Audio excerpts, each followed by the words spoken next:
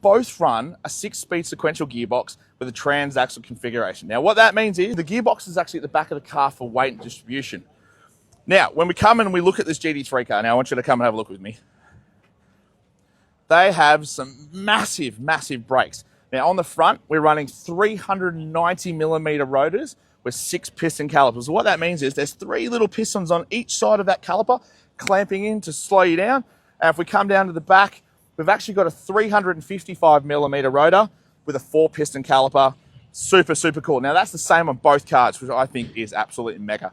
Now, weight-wise, we're talking a little bit. So this one's actually more around about the 1,330 kilo mark.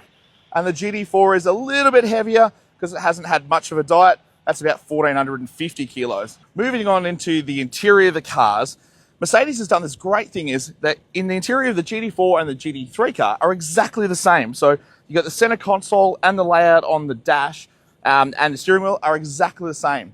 Obviously, the GT3 car is going to be a little bit nicer because you pay a little bit more money for it. But the cool thing is there is aircon in both cars. Now I get to feel the wind through my hair. How good.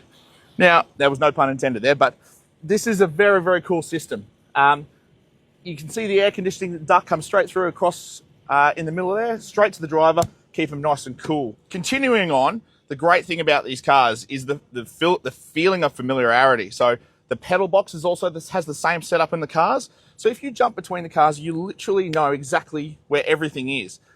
The roll cage and the safety system on the GT3 and the GT4 car are identical. So that's a great thing that Mercedes do. Looking at the exterior of these beautiful cars, I've been told size matters.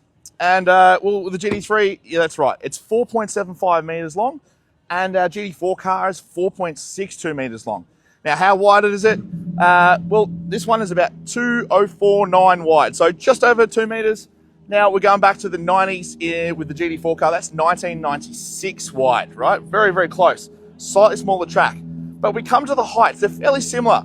The GT3 car is 1,238 mil high and the GT4 car, 1,284 high. So very small difference, but it's very cool with the GT car sitting nice and low. Now, I want to say a massive shout out to the guys at Black Wolf. Thank you, boys, for letting me borrow the car at the end of the day. I know it's frothy time, so I appreciate it. The Loves and Shane Soutars, the Soutars, for letting me have their cars. Thank you so much, guys. I really appreciate the time.